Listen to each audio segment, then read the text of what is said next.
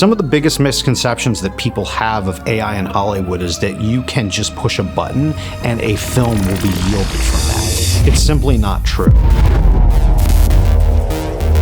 I organized this competition for AI on the Lot because I think that it is very important that we demonstrate to Hollywood people of all kinds of backgrounds are completely equipped to become the next generation of filmmakers because of the way the technologies have evolved. We have gathered 9 of the best Gen AI filmmaking talent in Los Angeles and have delegated them into 3 teams of 3 that will go head to head to shoot and complete a short film that is based on a script by Bernie Su. All 3 teams have that same script, and all 3 teams have less than 48 hours to create a film. We want to be able to see some live action. Also, the part of the intention is demystifying the fact that this AI obviously is a tool for us. And with that, action. Cinema Synthetica.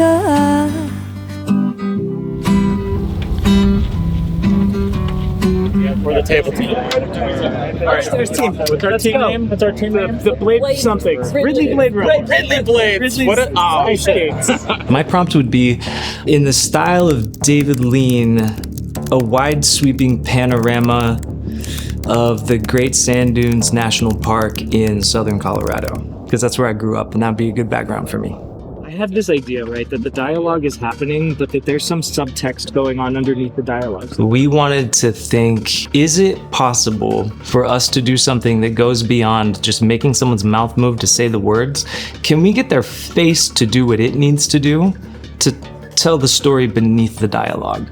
And it's a challenge, but I do think that that's one of the bigger hurdles in AI filmmaking. I think that this is a big problem to solve, so solve a big problem.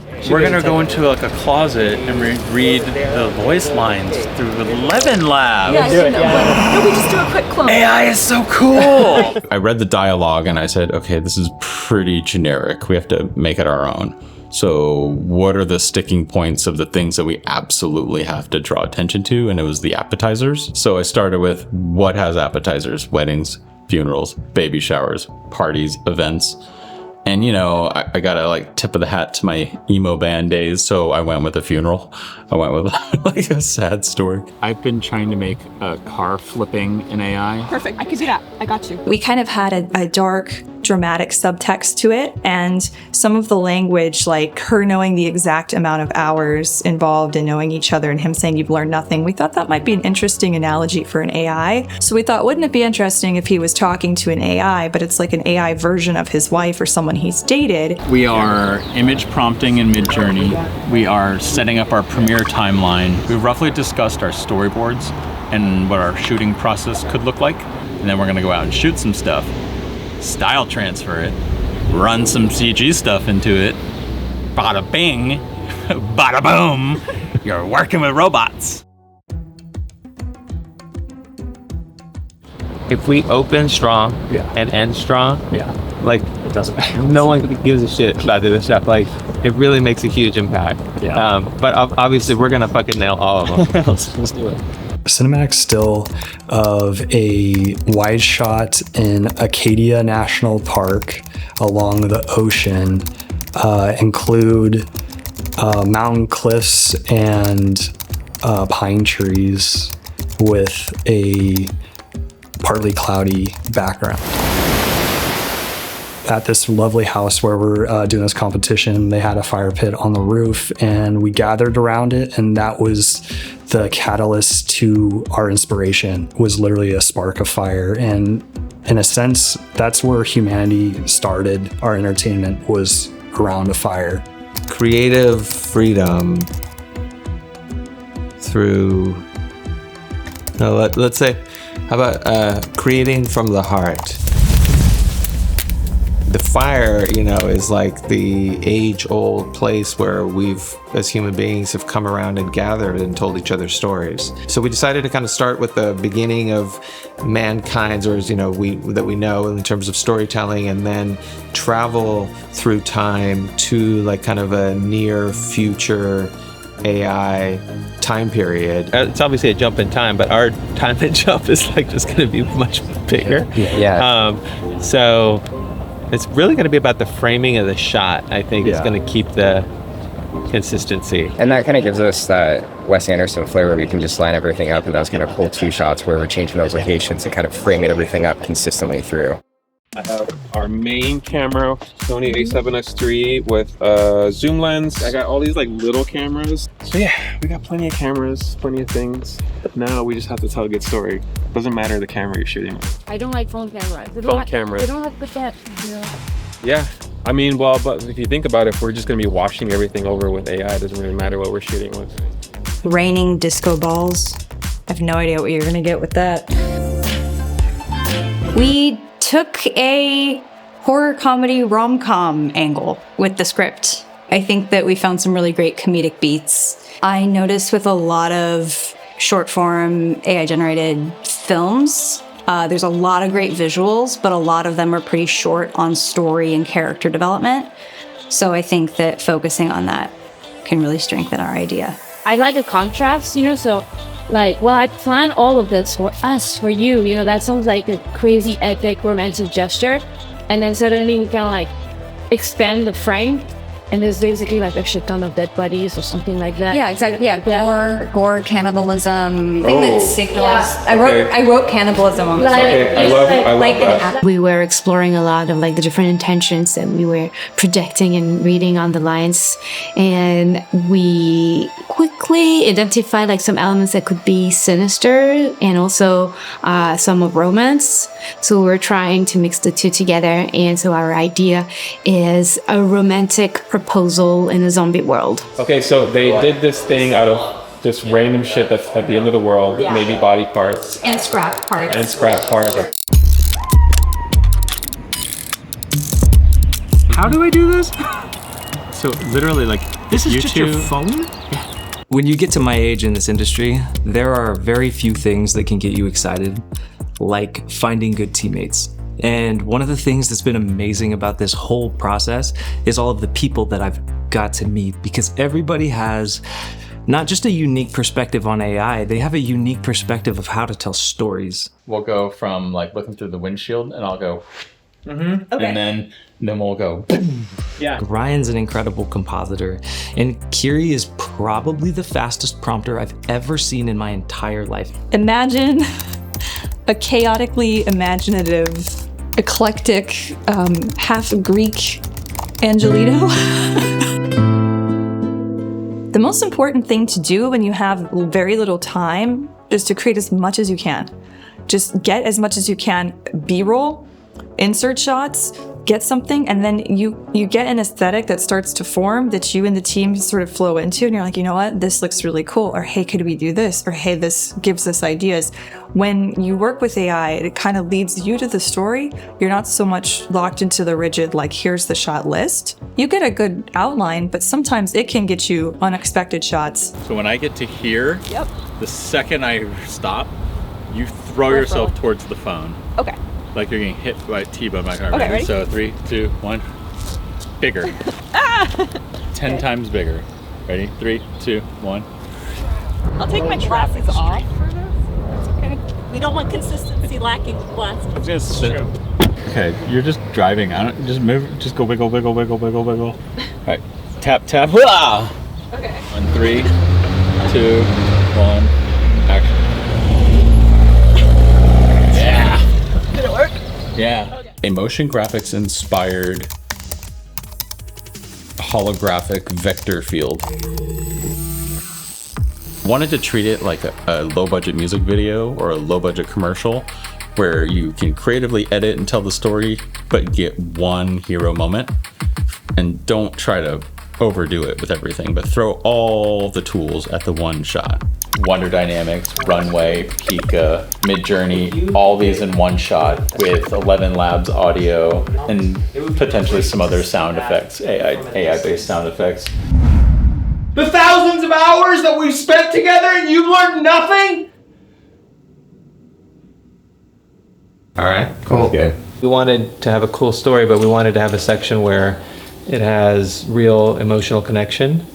And for that, of course, there's nothing like the human face. So if it doesn't read right, that's going to not have as much an impact. But I think we did some tests and it looks like we can get there. We are going to be filming live action stuff. So how that's going to fit into the workflow is we are going to film camera angles and our dialogue with the script's dialogue. They're going to implement it into their AI systems, and they're going to train their own AI models based off of our images. And they're going to use Leonardo and Runway and Pika. And action. Did you try the appetizers? I'm not hungry.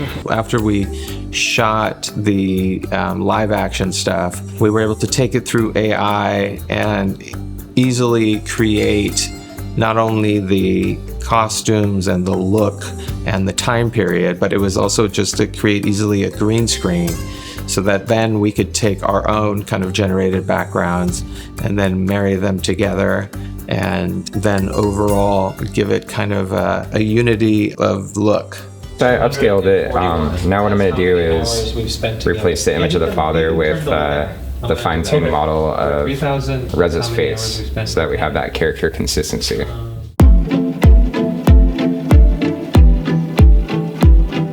Right now we're fighting to try to get the composition that we want.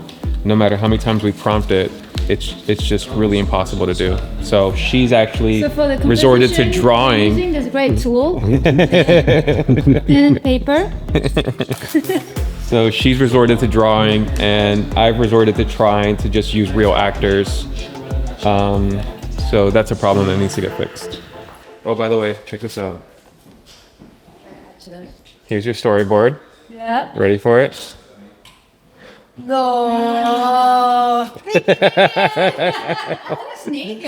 Why is it always naked? A Mermaid's Cove full of 1992 Barbies.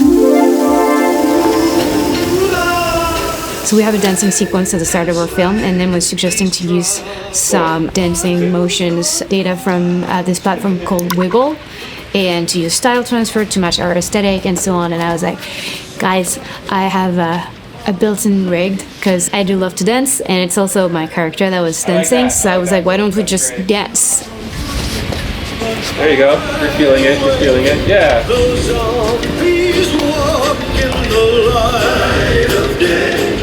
Oh, look, I kind of got it to work. Kind of. Could be worse. We're trying to use Viggle to get a zombie to dance. I'm one of the characters, and we have to figure out how to make me just a torso so my lower half won't be on my body. And when I was out looking for props, I found these like green pants that I think are gonna work to kind of like green screen out my legs. We are, in our team, we are like filmmakers, and we are trained on traditional filmmaking techniques and knowledge. So probably 90% of the film has been shot, live action, the classic stuff. Rolling and action. Hey, stranger. You're late. No one comes up and talks to those things. Did you try the appetizers? No, I'm That's a first. Cut.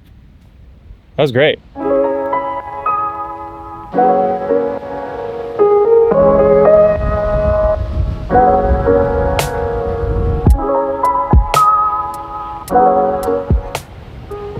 Man, you can see how the night went by the bags in my eyes. Check them out. This is how AI rolls. AI doesn't do shit for the bags in your eyes is the only problem.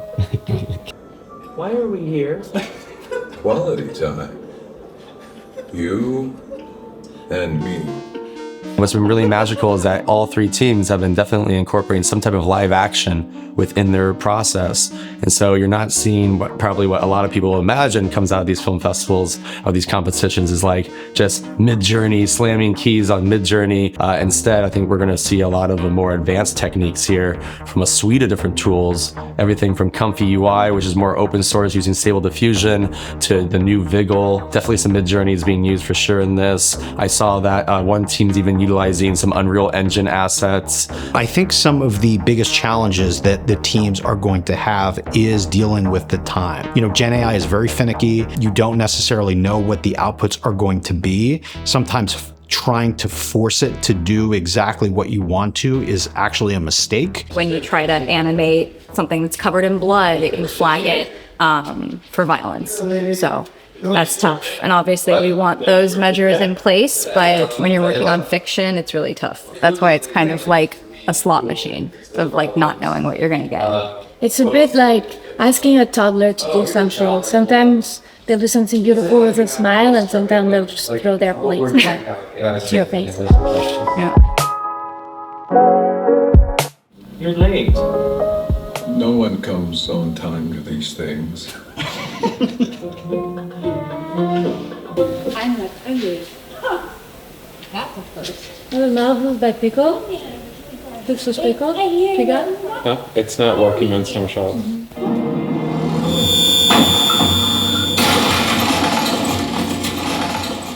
Birthday girl's coming. Birthday lady. Everybody guard your power cords. Happy birthday to you. It fucking crashed at 1 a.m. everybody. It crashed. Happy birthday to you. Fuck me.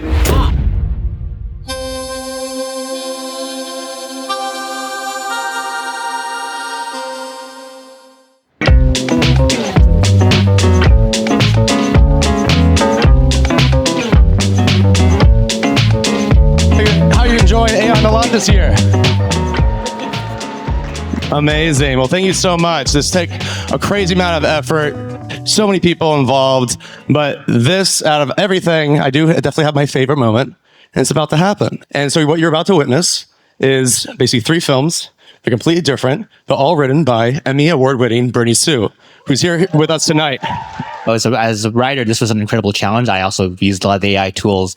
And so I purposely wrote a scene that has a lot of conflict, but they're being interpreted in a lot of different ways. So thank you, Todd, for the honor. Thank you, Max, and everybody else for this. And enjoy the show. You're late. No one comes on time to these things.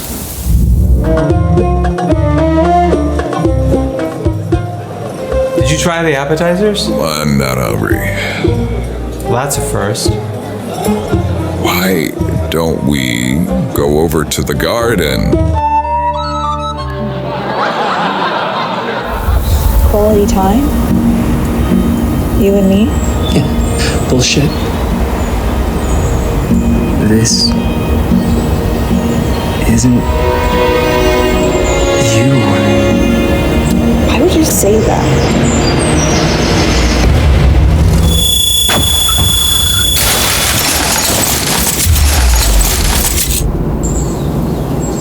That I want to make it to 3,242.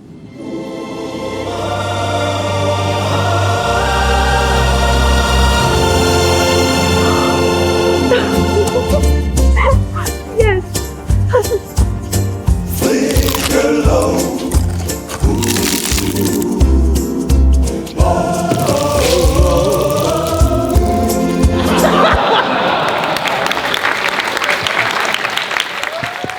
The winner of the first ever Cinema Synthetica Gen AI filmmaking competition is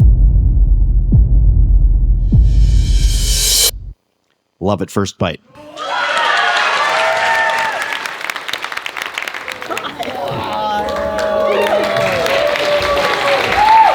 And Max for organizing. Thank you everyone for an amazing experience. It definitely reignited my creativity. I had such a blast. And it's the first time that I'm proud of something that we delivered in 48 hours. A lot of people in the creative space really believe that AI is here to take their job, but AI is just math. It's a technology and a tool that can enhance creativity, not replace it. It's meant to empower artists, streamline workflows, and open up new possibilities for storytelling. The real value comes from how we use AI to amplify our unique human creativity, not simply replicate it. We want people to really be able to understand the capabilities of generative AI tools. We also want to demonstrate that even with Gen AI tools, there's still very much a filmmaking process behind it that really is enhanced by, collaboration, technical mastery of the tools, and just the ability to tell a good story. AI is nothing without the humans that are using it. At the end of the day, it's all about storytelling. The more tools that I have in my toolbox, the better. I just want to say I think everybody won because we got to work with each other and meet each other, and this is a very small community that's going to stay together on the next one and the bigger one and the one after that. Hell yeah. Let's go. Enter the mystic halls of cinema Synthega. Machines and dreams blend in this epic saga. Lights, cameras, AI scripts right live. Rock and roll, metal clash in digital.